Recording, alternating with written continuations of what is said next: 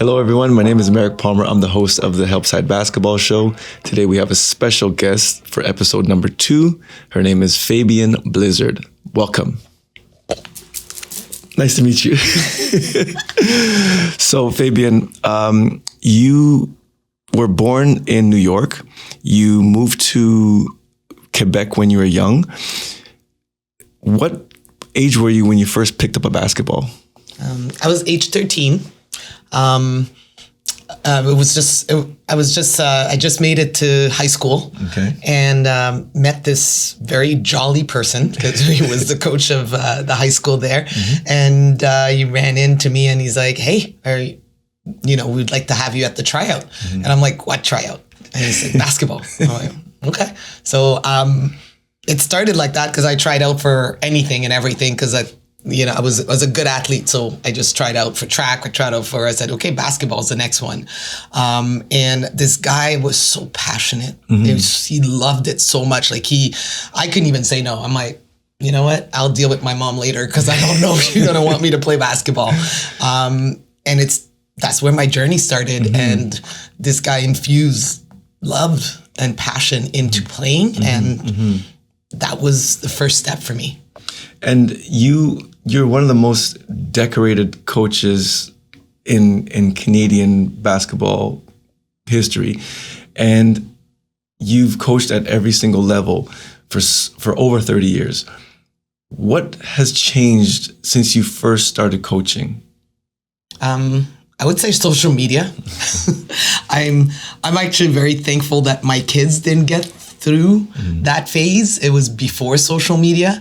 I think social media has generated, this anxiety that has increased. I'm not saying anxiety wasn't there when we played and when my kids played, but I think now that people can see what's happening across the world, they have a need to want to skip steps and want to be there and not understanding that what you see is a glimpse in time. This is where they are right now, and you got work to do. Then you have your parents that also want to support so badly, and God love them. They want it so badly for their kids that they are not allowing them to go through that journey and fail if they have to fail. Just like when your kids started walking. You had to you either hold their hand the whole time and you can't walk, or you let them fall. It's like, okay, you know what, buddy, you're gonna have to do this on your own. And they keep getting up and they throw tantrums. And next thing you know, they're walking on their own. And that's the journey the parents have to embrace. And for the kids, it's like we got to start figuring out how to manage social media a little bit more, where they're able to now know that this is their reality and they see those glimpses in times. And how do we help them manage that? And that's the coaches, that's the parents, that's that village that we talk about a lot. And so you as a player, a lot of people don't know that you had a Hall of Fame career at Ottawa U. I think you still have the scoring record for 60 points in one game. Is that true? It was a rumor? Yeah, it was. Is that true? That was a really good game. So how involved was your mom and dad in your career at Ottawa U? None. They weren't involved at all. My mom thought it was a phase that lasted forever. And my dad was so busy traveling the world because he's a singer. And they just supported it from a distance. They said, this is what you want to do. As long as your marks are above a 90, we will support you 110%. And I think that's the biggest, that's the best way to do it, because I did fall on my face. I did have moments where, I said, should I be doing this? There's people better. And I remember my mom saying, hey, if you don't like it, quit it. I'm like, what? No. So there's no such thing. And for her, it was just a sport. And for me, it was bigger than the sport itself, because of the relationships and what the sport brought to me. And, and it gave me a little bit of that separation from the academics, where I needed that break, because the school was pretty intense, but that also kind of gave me a mental break, where I can actually just have a little bit of fun with people that are as driven as I am. Right. And I've known you for around 17 years now, and I've had a front row seat to see your evolution as a coach, and it's been amazing. Your journey has been amazing just watching you develop players and mentor players. You have a gift of creating an environment where people can feel like they can be themselves. Number one, where did that gift come from? And let's just stick with that first one, and we'll do part two for that question first. So how did you get that gift? Where did it come from? Was it from your childhood? Was it from your parents? Like talk to us a bit more about that gift that you have. I think when I look back, it was when in my second year in university, my coach was asking me to be the leader because the leaders have left. Like we had a great team in my first year, but now all the leaders have left. I said, I need you to take the lead. And I was like, what are you talking about? And you're going to have to be the point guard. No. I was like, oh, okay. Really? Like, suddenly I'm a point guard and I have to lead.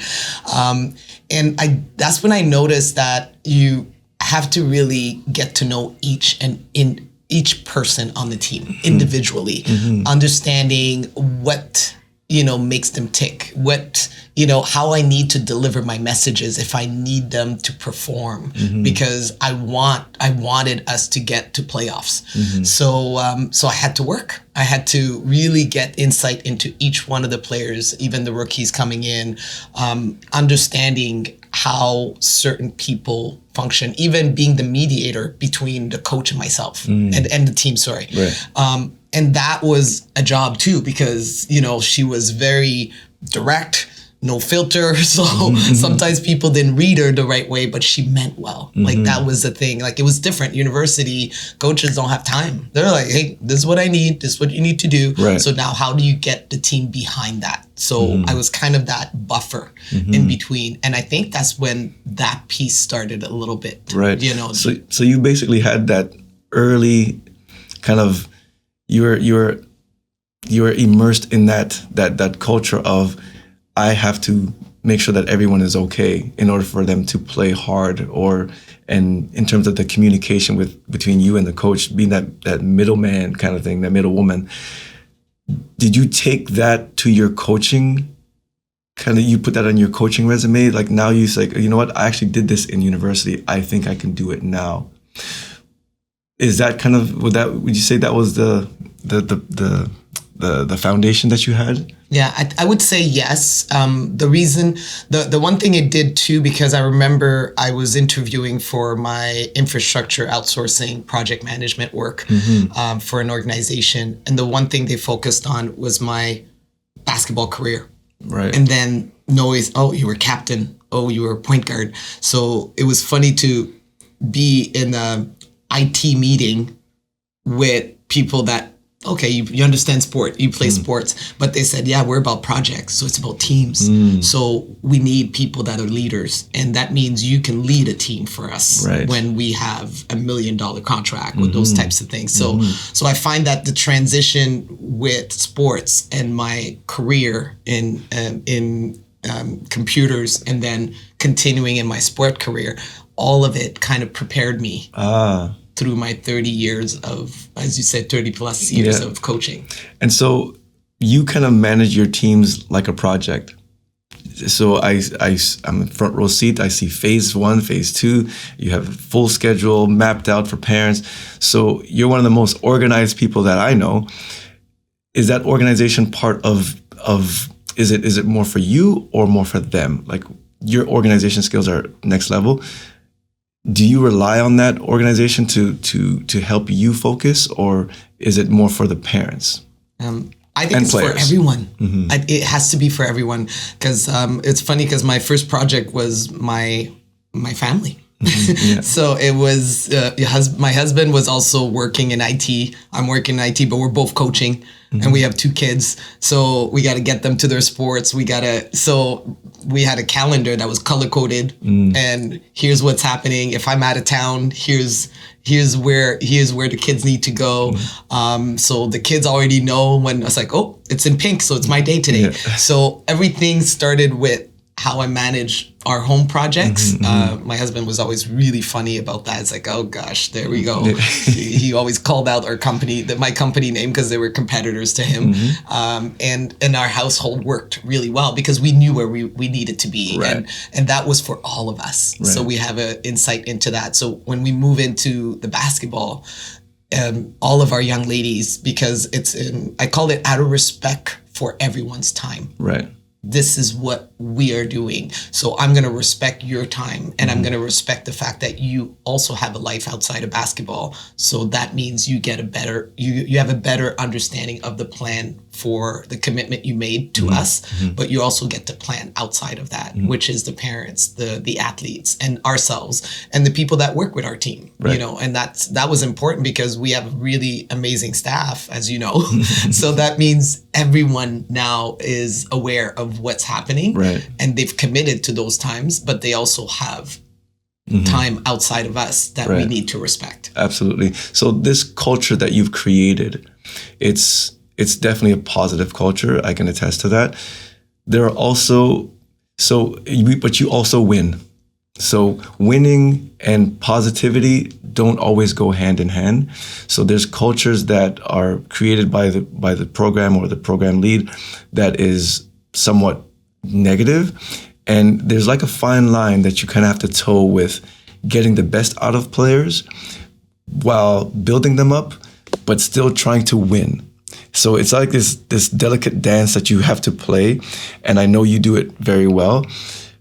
But there's also very toxic cultures where winning is the priority and the breaking down of players is, disguised under the guise of tough coaching. But those programs sometimes win. So how do you manage that fine line between getting the most out of players, being in a positive culture, plus trying to win games and championships? Okay. That's a lot. I know. I think the biggest piece, and I go back to all of us, like when we go back to yourself, myself, the first culture we ever belonged to is our home culture. Like we were born into that culture. They brought us home. That's the culture that we have. And it's amazing how every one of us, like I'm not born in Haiti, but my family is from Haiti. But if I talk to another Haitian family, they have the similar, values and habits that we have, especially, foods and traditions. So it's amazing that there's that correlation. Right. Regardless if you were there, you are always going to carry your culture. So we start there with our teams because I figure my biggest thing is like I need insight into the individual first, just like I did when I became the point guard and I had to, get to know every player. We do the same with our teams. So it's important for us to understand their home culture because then your next culture is school culture. Right. Because they put you in school. So now but you carry the values, the core values of your home culture. Then from the school culture, you're in sports. Yep. That's the sport culture. So, but you should still be carrying those core values wherever you come from. And then as you progress, like me and yourself, like we got work. Yeah. So your company's culture. So all of us basically move from culture to culture. But the biggest thing is like understanding what are your core values from that culture. What are the non-negotiables? So if you have insight into that and you have understanding of what are the most precious thing to these young people or the people in your environment, which is super important. It's not just the athletes, it's your staff. It's everyone that makes up that group. I think you basically have a gold mine of information where I understand who are the most precious people and the precious that in your life. Sure. And those are the people I also need on our side, because I'm going to need your support if for whatever reason you're out of sort or something is not happening.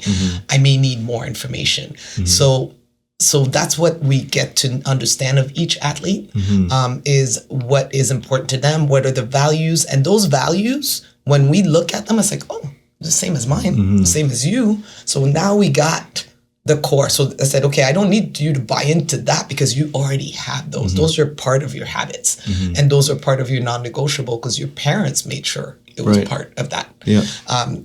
Your own household.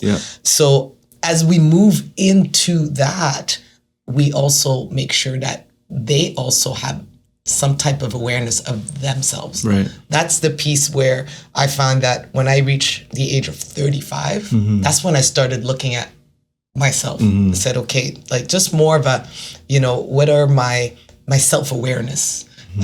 We talk about self-love. Right. We talk about, just in terms of who are you? Like I had to ask that question, who am I? Right. And am I doing this right now, which was my career, for me, or am I doing it because other people told me that I was so good at this? Like my mom always wanted me to have a career where it's like, you got to earn a lot of money. And I earned a lot of money with that career, but did I love it? So I think we tend to do things that come from that home culture. And then we start moving through life where it's like, how do you call it? We're moving through life where this is my routine. Right. Instead of suddenly I decided to shake things up going, wait a second. I put pause. I'm like, what am I doing? Yeah. Is this what I love? Is this me? Is, who am I between all of this? And then I started scrapbooking, which is different. And at the time it was a cool thing to do. But as I started scrapbooking, I put in life coach. I said, but before I did that, I brainstormed everything I want to do in life, like if I'm going to change career. And by the time I narrowed it down, it was life coaching. And then I looked it up and I studied it. And then I went through fears. What are my fears? And it was related to my family. Like, what if something happens? Do I stop pursuing my dreams? And so I keep going through. I said, okay, now I'm going to create a roadmap. And what are going to be my barriers? Like, so what's creating roadblocks and all that? So what I did with that is I created a virtual portfolio for our team, and they go through that life journey. So they got to talk to me about who they are. I said, no, you got to dig deep. I want to know about your family. I want to know about your culture. I want to know about your traditions. So you're just like investigative reporter. Yeah, kind of. So basically. Yeah. And so you say you have portfolios for each player. And these portfolios, what do you do with them? So it is virtual. So it's between ourselves and our staff. Like, so that means the player has a template of each assignment, and they are assigned throughout the year. So the first assignment is, who am I? So they give us an understanding of who they are, off the court. So that's their family traditions. And then they even put the flags of, like, we had a girl that had flags from everywhere because she was a quarter this and a quarter that. So it was so much fun because they're going through that story, and they have to talk to their parents. So that's another fun thing, because now instead of being on your phone at home, next thing you know, you're talking to your parents. I said, hey, are we from anywhere? Because I'm born in Canada. You know what I mean? But they just notice oh my gosh, I'm native. Oh, I'm native Canadian. I'm like, so next thing you know, they're excited. They come back to the table going, guess what? And so they share this with each other? Yeah. Yeah. Because what we do is, like, you do that piece, you go through accomplishments, and they have to go everything from kindergarten on. Like, we had found out girls that did the piano, did plays, and I'm looking at them going, why are you so shy? You did plays back in the kindergarten. So it was, and then some of them, because we're going to do a cereal box, like the big one that shows your face on the cereal box. So they put all their medals everything they accomplish, and they pull them out when they present. And then they go through, when we go through fears, it's like 3 months into knowing each other. Right. So now we're more comfortable. We're trusting. We're allowing ourselves to be vulnerable with each other. And now you're sharing things that could, something that could slow down that dream you have. But looking at, and what they have to do is find counters, just like the way you're teaching them counters on the floor. I said, what are your counters to life throwing you these challenges? These curveballs, yeah. So they have to talk about that.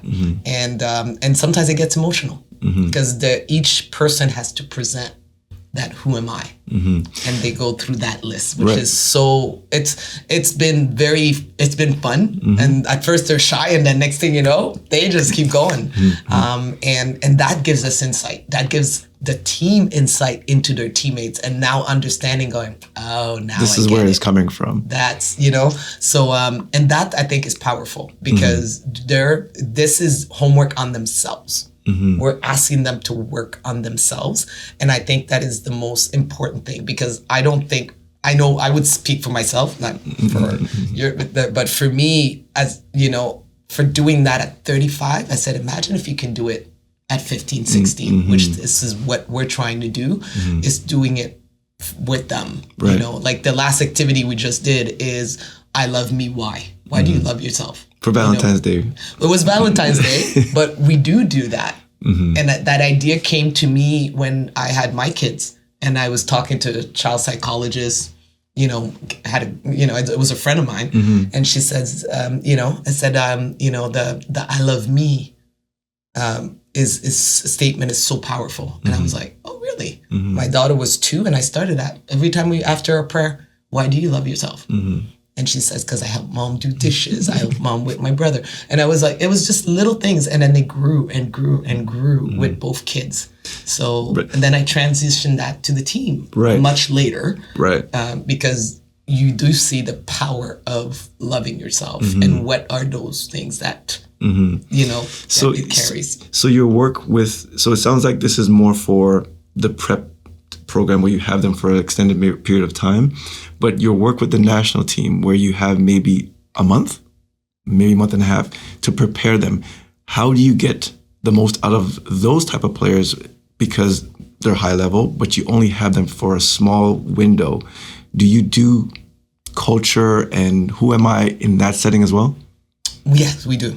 And it's really, they have to do work before they get there. I would say that I stole that more from my work, because when I get a project team, they have to present their world, because I work with people from India, Europe, US. So my team is made up of people all over the world, and it changes every 6 months to a year. So I said, I need to know who I'm working with. So I said, you're going to present your world. Once a week, we get someone from the team to present their world. And that means your culture, your kids. So they have 15 minutes and they have a whole slide full of information about their world, their kids, their hobbies, their pet peeves. So we know, it's like, I'd not do that. So when I got to the national team, because I did it with my project team, I'm like, this is how we're going to get to know about people's culture. And that's the beauty about Canada. We're so diverse. And every time I've done that with the national team, it's been so much fun to get some insight into the players, and the players being fascinated about the others, and then them buying into, we are diverse and we are special as a nation, because we're embracing the diversity that exists within the group. And Canada, as Team Canada exemplifies that. So us putting it on the table and showing appreciation for, okay, we all know where we come from, and we now drew the core values again, which also align to Team Canada, but it aligns to us as humans. And then we added the little, okay, these are non-negotiables when we're traveling. Yes. And the kids were like buying into this because this is habits they already had. So it's powerful when you're able to do that, but you gotta find different ways of doing it. And So it sounds like the culture that you've created for your teams is absolutely, it's positive, and it's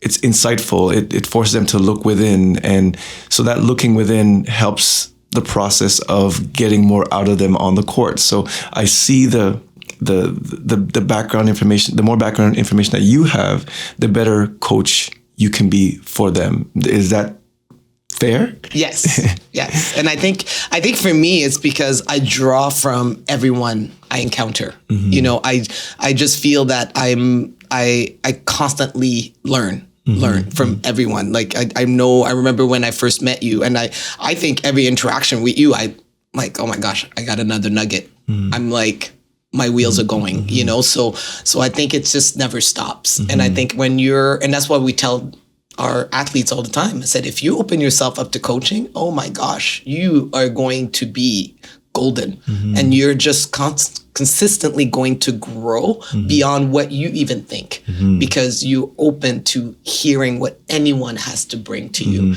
And I find that that's the world I live in. Like I really, like anyone I meet, it doesn't matter who they are, what they're doing, you're going to get something. And that's only if you're actively listening to what they're saying. So you work with the Coaches Association of Canada as well in terms of safe sport.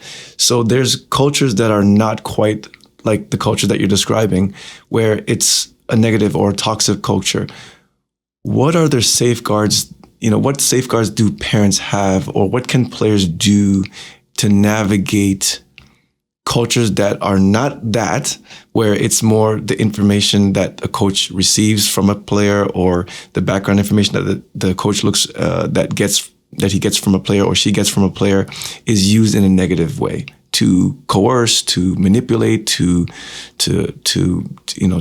hold hostage, all these negative things where the information is used, against the player.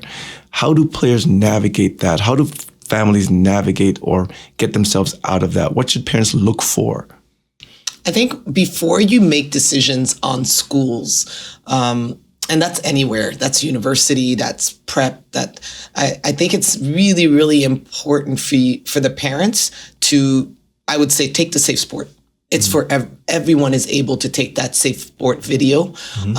It is powerful. And I know not a lot of people know about it because they would recognize certain things, because it does give you so much information on, what are you looking for? What are some of the things that you're doing?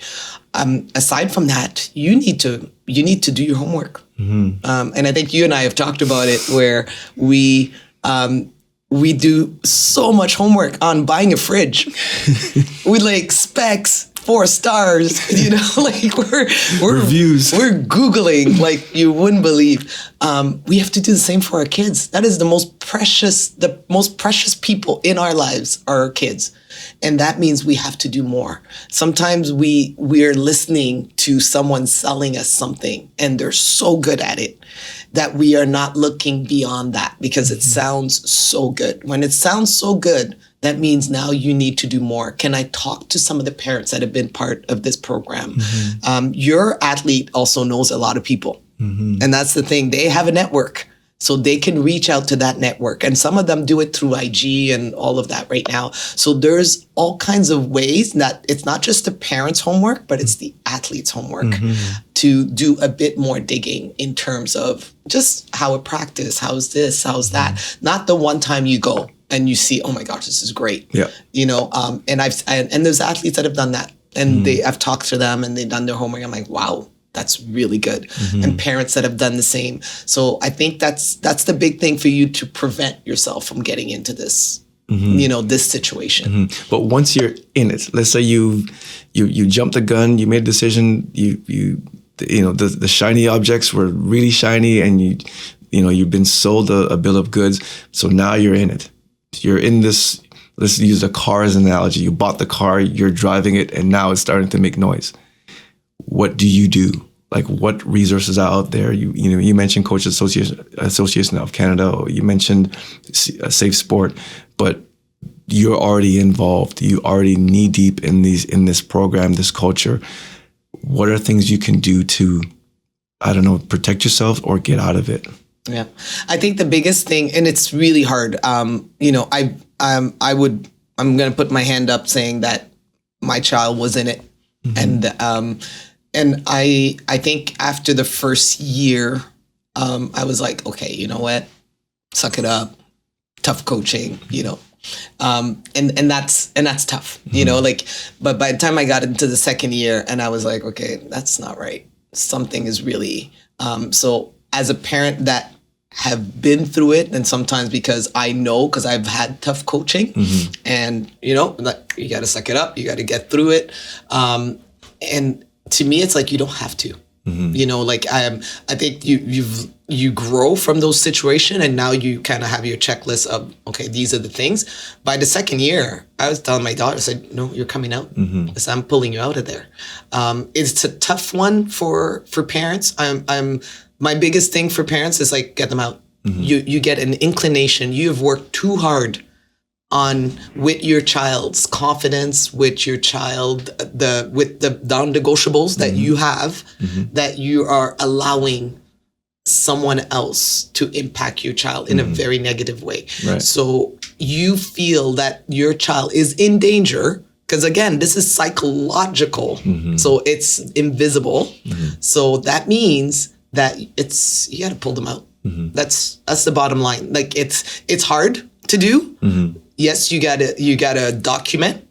You gotta report this. You gotta, because then if no one reports, that's the problem. Because we tend to be very quiet when these things happen because we're a little embarrassed. But we can't be quiet about it, because if it's abuse in a different kind, those are, you know, like those are reported. But this type of the psychological piece is also, it's something that takes a long time to heal. Right. And I think that for us, if parents recognize this, I would say take your kid out. And yes, there's consequences, and who cares? Right. As long as your kid is now in the process of healing, and you've learned a lesson as a family, and now you're able to take a different look at how you continue your journey. Everyone's journey is going to be different. You know, we made a mistake. Everyone makes mistakes. Yeah. And you're told your kids, it's like, we're allowed to fail. You know, we're allowed to make decisions sometimes that I'm like, I could have done that better.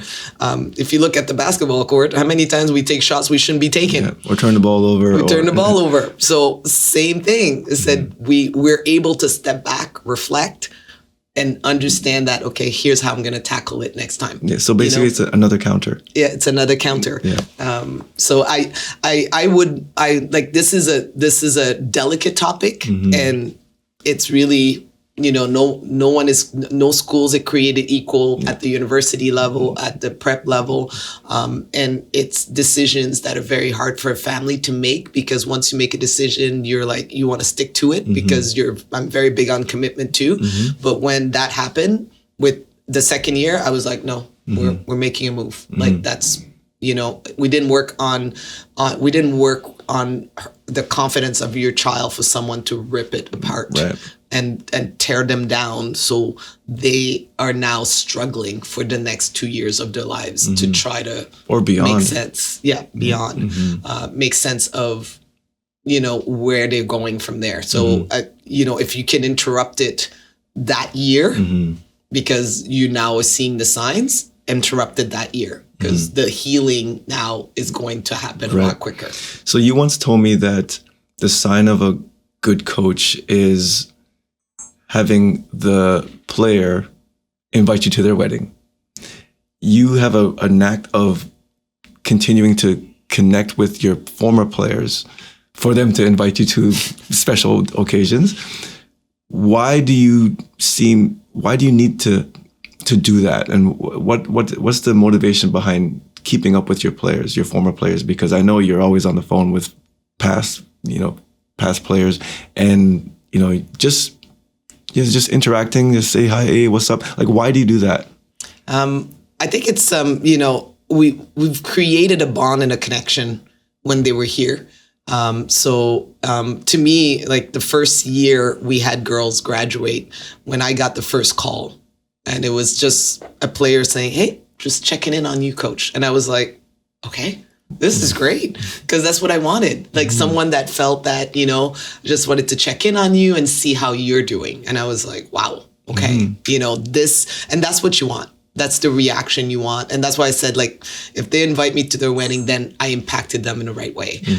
And checking in on them, it's also making sure that is everything as you expected it to be. Right. Are you in that, like, how's the culture? Like, we talk about the culture, the team, the academics, the campus, just to make sure they're doing good. And a lot of them will be very transparent, about what's happening, how it is. And sometimes it's like, hey, let's give it some time, because like they have to make that transition from high school to college or university. Right. And that's the piece where you're listening and you're also not, giving that opinion of, oh, this is what you should be doing. It's more listening to like, okay, what are your plans? What are you thinking?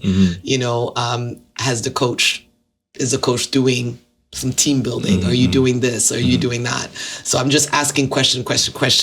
And then I will get a call a month later saying, hey, everything's good again. Like, I hear you now. I'm because it's different. Every team is going to be different. Every culture is going to be different. It's not high school. And that's what you have to remember. It's like, it's not high school. Remember, we talked about it. So that's why those calls have been fun and they've been very, very interesting. And again, I'm learning from different cultures. I'm like, oh, interesting. So this is what you're doing there. Because you're a sponge, you like, you know what? I like that. I like this. Exactly. So it's always going to be fun for me to receive those calls or just having that connect, even if it's 5 minutes.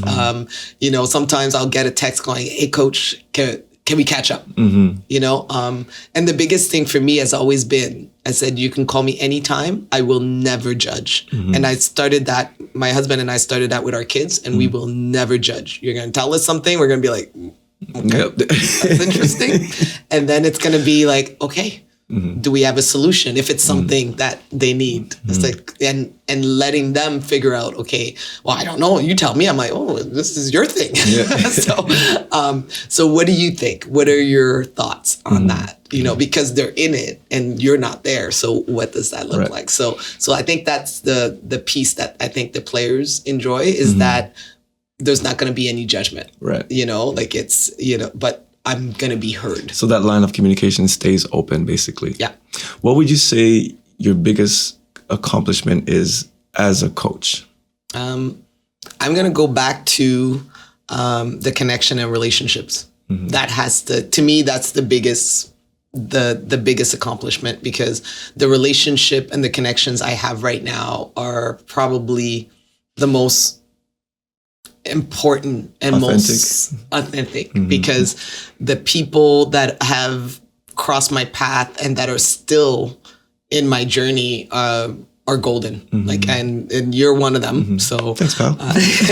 So it's and for me, I wouldn't change that for anything. And because those are the people that are on your side. Those are the people that are cheering you on.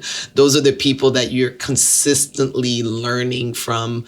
And those are the people that is like, you're looking at your list going, okay, who can I talk to about this? And I feel that those relationships and connections, which comes from even the players and kind of the staff that we have, because the staff hasn't changed I think everyone has been together for over 17 plus years. But that's what makes it special. Fabienne Blizzard, thank you so much, boss. Thank you for having me.